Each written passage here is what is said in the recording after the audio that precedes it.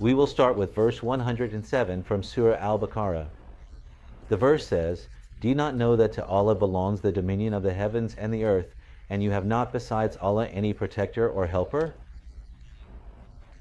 The truth here is, "Do you not know?" implies a conversation between two parties. Who is asking and who is being asked? Who is saying to whom, "Do you not know"? Is Allah saying this to the Prophet Muhammad? Is Allah saying this to humans in general? Who is the questioner and who is the one being questioned? That's the first question. The second question is, in truth, it says, "Do you not know?" Here, know is addressing a singular person, but in the text of the verse, it says, "And you have not besides Allah any protector or helper?" So why does it start in the singular and end in the plural? That's the second question. Verse 108 says, "Or do you wish to question your messenger as Moses was questioned before? And whoever exchanges faith for disbelief has certainly strayed from the soundness of the way." Sahih Muslim narrates that this is mentioned in Ibn Kathir, that there, "I am a prophet. Inform the believers of God's command for them to perform Hajj." So, one of them asked him, "Is it every year?" The Prophet remained silent. Is it every year? The important thing is, he was asked 3 times until the Prophet replied, saying, "No, no, it does not mean every year." And then he said, "What did he say next?" The Prophet said, "And if I had said yes, it would have become obligatory." Of course, I believe this statement is incorrect because the Prophet does not have the right to legislate. The one who has the right to legislate is God. There are several verses revealed about the Prophet that say, "Your duty is only to convey the message, and you are only responsible for delivering the message." This means the Prophet is a conveyor of the message, not a creator of laws or a legislator of rules. And whoever exchanges faith for disbelief has certainly strayed from the right path. Now, the first part of the verse talks about the question, "Or do you wish to question your messenger as Moses was questioned before?" And whoever exchanges faith for disbelief. Why did the Quran link this between questioning and disbelief? It means you want to question your messenger like Moses was questioned by his people before. Whoever exchanges faith for disbelief has certainly strayed from the right path. This truth really caught my attention, or at least piqued my interest. Which is the connection between questioning at the beginning of the verse and disbelief at the end of the verse 109. Many of the people of the book wish they could turn you back to disbelief after you have believed out of envy from themselves, after the truth has become clear to them. So forgive and overlook until Allah brings about His command. Indeed, Allah is capable of all things. The truth is that wada means wished, meaning many of the people of the book wish for you to be disbelievers. Why is that?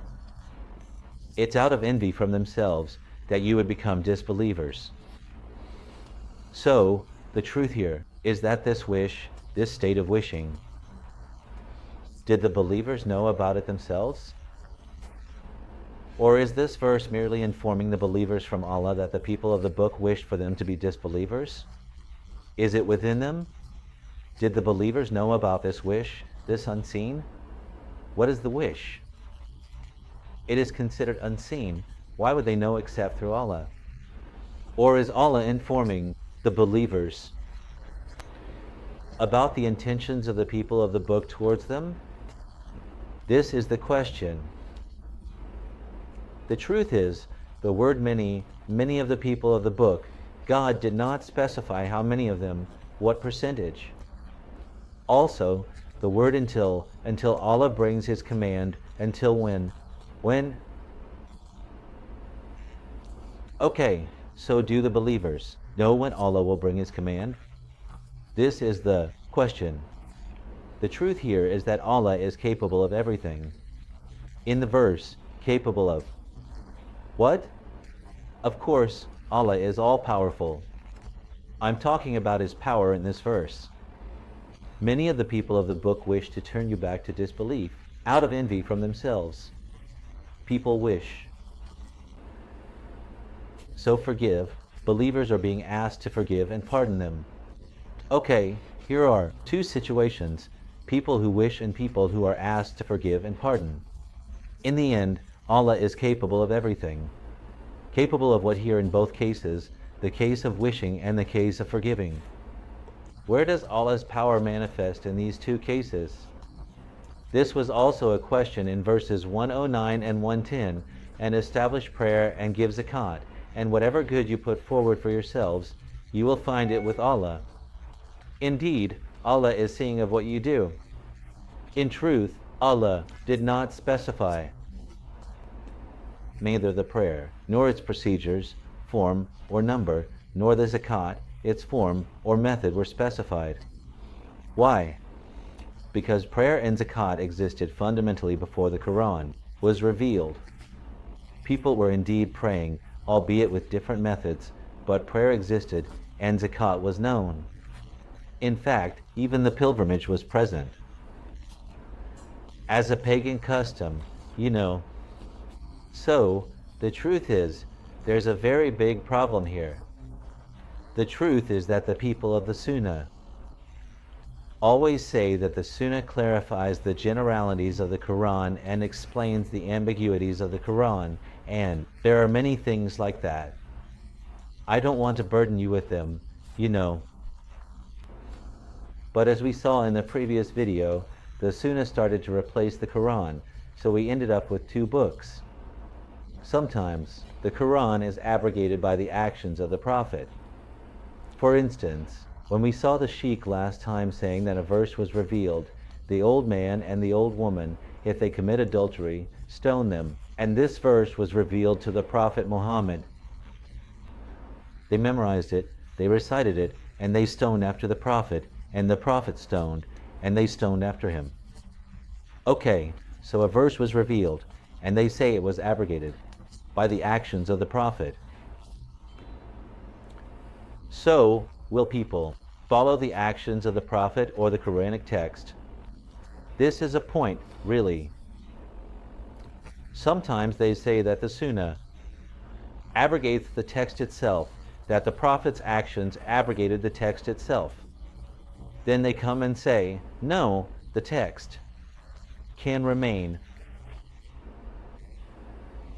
And the ruling gets cancelled, just like the same sheikh said, no, when death approaches one of you. Meaning what? If one of you is on the verge of death and leaves behind wealth, a will.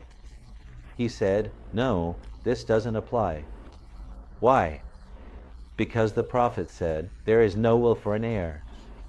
Here, in reality, you are presenting a very, very, very big issue that we must take the words of humans, which is the Prophet, and freeze or suspend a Quranic ruling, a ruling from the Book of God.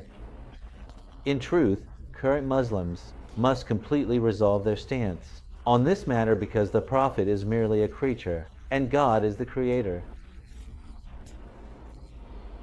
The Quran is sacred. The words of the Prophet are not sacred at all. God is the originator, and the Prophet is merely a transmitter. This is the issue. The Prophet is only a messenger. We must completely forget about the inheritance commandment, meaning we either forget this or do that.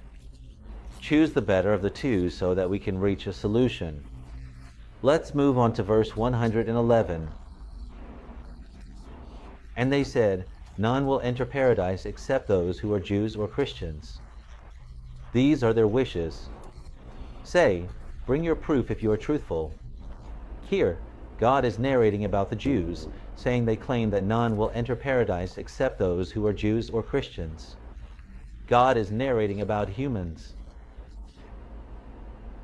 Because there is no one else speaking here except God, who is saying, they said, none will enter paradise except those who are Jews or Christians. Here, in truth, God is responding to them. They say this, so God replies to them by saying, these are their wishes. Then he goes on to say, bring your proof. There is a kind of challenge here. Say, bring your proof. Okay, if these are just their wishes, why does he ask them for proof? Why does God ask them for proof in this case, when these are just wishes? These wishes are things that do not come true in reality. I might wish to own the United States, but that's not going to happen. It's the same thing. These are their wishes. That only those who are Jews or Christians will enter paradise. These are their wishes. So if these are just wishes, why ask them to bring proof for their words, which are just wishes? Isn't that another question? Say, bring your proof. Well, here, the truth is, I want to say that we must understand that this is a case of metaphor. Why? Because God does not challenge humans.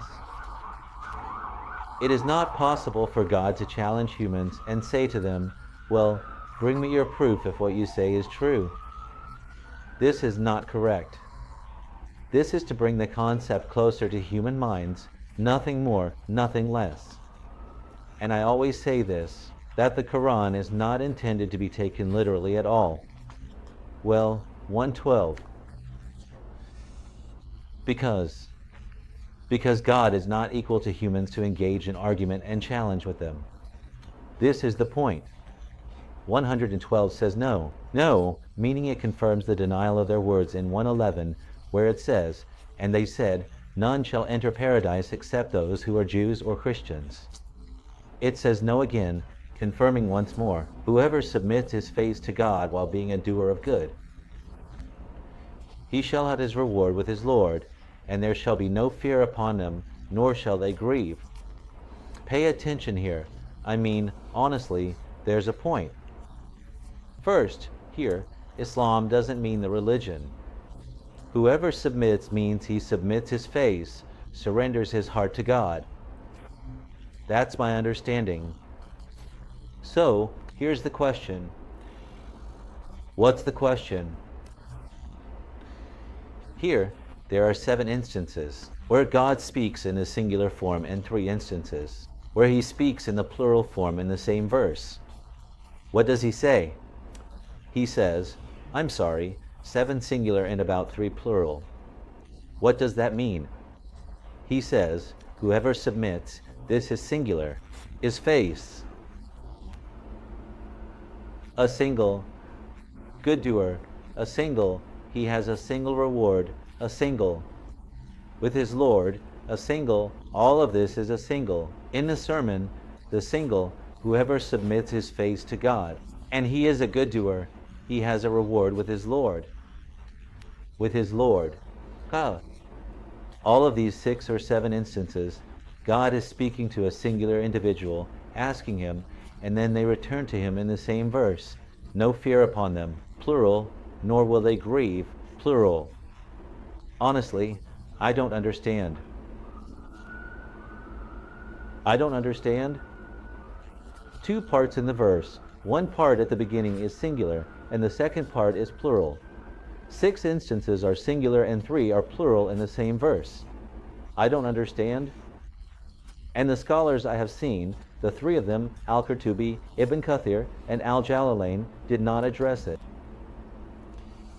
The truth is, I see that, unfortunately, time is up, and we will meet next Friday in verse 113. I hope you can share this channel as much as you can. And I address all the people who are upset by my words if you find these videos annoying for you, then don't watch the channel because I will continue, meaning these things will not stop me from continuing. Neither criticism nor insults will make me stop. I will continue regardless, so there's no need at all for you to come, watch, and upset yourselves.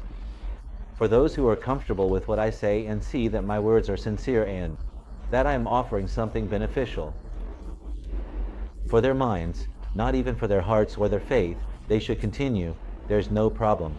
Okay, for the second time, I kindly ask you to share this channel as much as you can among your friends and acquaintances and on your social media pages so we can reach as many people as possible. I am very grateful.